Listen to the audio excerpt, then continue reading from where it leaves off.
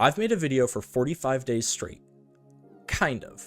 Let's talk about it. Yesterday, March 21st, was the 45-day mark in my 90-day challenge here on YouTube, TikTok, and Instagram. I'm going to talk for a little bit about the numbers, but also my personal views. I just want to make it abundantly clear that this is not trying to brag. This is not trying to show off. This is strictly for educational purposes for other people who are thinking about getting into content, or just as a benchmark for myself as a creator moving forwards. Now, during these 45 days, I said I wanted to upload a video every single day. Didn't quite get there. We are at 36 out of 45, so we missed about 9 days. I want to clean that up in the future, maybe, do some double uploads so we can get to that 90 number by the end of the challenge. So everything you're about to see is over about 36 videos. Now, I only started my Instagram page about halfway into this challenge. I figured, hey, I'm making the videos already, might as well throw them on another platform. So the numbers will be skewed there, and then there's a video or two that didn't go up on my YouTube just due to copyright restrictions or just strictly how I made the video. Now, since starting this challenge, I have gone up about 190 subscribers or followers, depending on the platform. Obviously, Instagram went from 0 to about 20, not a very big jump there. YouTube went from about 319 to 340, nothing too crazy there. YouTube Shorts generally don't convert a lot of audience members into new subscribers, so that doesn't surprise me. But the TikTok has gone from about 150 to over 300, which is where we see the biggest jump, and that trend is going to continue when we look at some of these other stats. Now, the total amount of views in this period as well is absolutely mind-blowing to me. Over 317,000 views across all platforms. Now, to break it down, obviously Instagram is going to be the lowest. It's at about 35,000 views since I've started, but I have no audience, I have no followers, and I started this like 2 or 3 weeks ago, so I'm really happy with how this has performed so far. In second place is YouTube. I started my YouTube channel probably, 8 years ago at this point. So I have a much longer standing audience, but YouTube Shorts obviously has its own ecosystem that I don't think I've quite figured out yet. So about 58,000 views there, or about 320 watch hours total. And then TikTok is the absolutely crazy one, almost 225,000 views in just 45 days. Now, if you're a bigger creator on this app, you understand that this number is nothing crazy by any means. People get 225,000 views per video. I'm not one of those people. I started this with under 200 followers on the app, so to me, this is absolutely mind-blowing. Now, a large portion of those views did come from one period of content where I had a couple of videos that were all in the same niche blow up. That's where a lot of the following came from, and that's where a lot of the general viewership of that channel came from. But what I find the most interesting about this trend is something that I think will surprise a lot of people. So the goal is to post daily videos, so you would expect the lifespan of a video to be about a day, day and a half, maybe 2 days. But what's really interesting is that's not quite how it works. As you can see here on the daily view count, after I had those videos blow up, a lot of the videos on my channel went back and retroactively got a lot of views.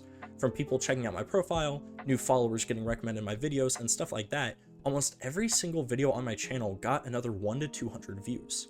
And I think that's the power of consistent content that people don't really realize. You are building a catalog that new audiences and old audiences will then have access to. Those videos don't go away just because they've been out for a day and now there's a new video replacing them. This video is a great example. I posted a video talking about how I was going to net war a LAN. I'll have a follow-up video to this soon, don't worry. But when I posted this video, the day it came out, it got 650 views. For my averages and for what I was hoping out of the video, this is not great. I was a little bit disappointed. But as you can see, it got over 1,000 more views in the following week just by existing on my channel while other videos were going and taking off. This video is obviously the best example. This was the video that blew up on my channel. 74,000 views is absolutely crazy. 70 new followers from one video. But as you can see on day one, it had 10,000 views. I remember texting my mom saying, I had a video hit 10,000 views. This is fantastic. This is the best I could have hoped for. But then I opened my phone the next day and it had another 20,000 views, up to 30K. The day after that, it didn't do as well, but I uploaded another video that was in that same niche and it brought up the attraction of this video on TikTok's algorithms even more. It almost doubled in views in a single day by posting related content. Another fantastic example, this came out during that same stretch where everything was going crazy. Day one, it only had 2,500 views, and it would end up getting another 40,000 throughout the duration of the video, the lifespan of the video. Even now, every time I open TikTok on my phone, there are 10 to 20 likes from old videos that I made that even I've forgotten about because I'm thinking they're coming from the new stuff. And this trend is also viewable on other platforms, even though it might not be as severe. On YouTube, this video had 2,000 views the first day it came out. I was pretty happy with this. It was a clip of me commentating my local esports team, but it ended up with 6,300 views over the next couple of days, and it's still going up slowly. Now, lifespan of videos on YouTube Shorts versus TikTok or even Instagram are very different beasts. The way the algorithms work are severely different, but still you can see this principle coming into effect where a video isn't done just because you uploaded something new or because you moved on from that topic. And like we talked about, sometimes the opposite happens where because you stayed on a concept, because you stayed in a niche, it boosts all the videos surrounding it. So how do I feel about the videos that I have been making compared to the numbers? Well, I've seen a lot of interesting things in my own mind and also how videos perform relative to what I expect. For example, this video, the one that blew up on TikTok, it got over 74,000 views over there, but on YouTube it only has 1,000. I was not very happy with this video. I was happy with the concept that I had come up with. I was happy with the research that I had done. It felt like a long-winded video. I mean, it was over 2.5 minutes on what are supposed to be shorts platforms, and it's a pretty in-depth analysis of a very niche topic. I did not expect this video to do well at all. But lo and behold, almost 100,000 views later, people seem to love it. But some videos that I was proud of actually did a lot worse than I expected, such as this video where I sold a $1,000 Pokemon card with a buddy. Yes, I know it's very different than my typical content, but it was a little bit higher quality in my opinion. I cared a little bit more about the editing and about the outcome, and I mean, it got under 2,000 or 3,000 views, which to be clear is not a bad thing, but it is much lower than I would have expected. And here's the thing that I learned that's a little bit sad, but I do think a little bit true.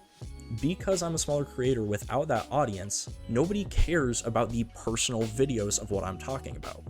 For example, I think this video or any clips from it are going to do terribly. I do not think that this video will perform well. People care about the topics that I'm talking about, and especially on places like TikTok where that niche matters so much more. Every video I post about Valorant, or especially the VCT, or Pro Valorant for those of you who don't know, goes very, very well. I mean, even now, about 3 weeks after those initial videos went viral, I'll post a Valorant video and get 8,000 views. But then I'll post something like this, talking about the Oscars, talking about something else that interests me, and it can fall on its face. Now, I'm not saying this is true for every video. I think there's an audience out there for everything I'm making, and I do think some of the other videos I've made have performed well in different circumstances, but it is kind of a disheartening trend to see.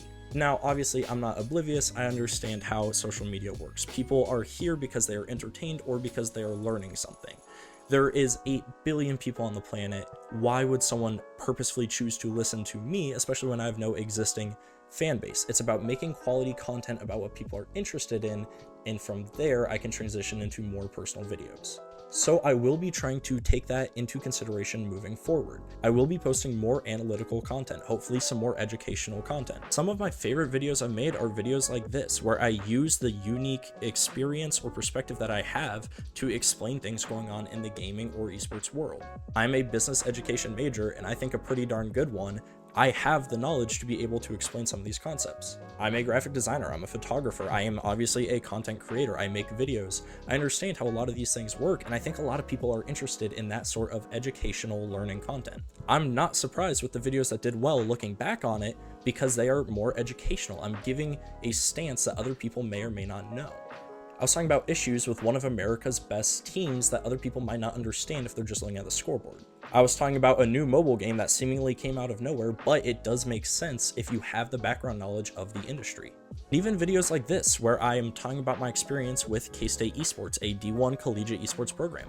A lot of people are interested in esports, but not a lot of people work in the industry, and not a lot of people get to see these clips or get to partake in a production like this. So that is an angle I think I'm going to look into moving forwards. I want to be educational, I want to be helpful, I want to provide a new perspective or new information. I don't just want to be entertaining, or I don't just want to make videos that only I care about, right? And the last thing I want to talk about is long form content. During this challenge, I have streamed 1 or 2 times, but I haven't uploaded a long form video yet until this one.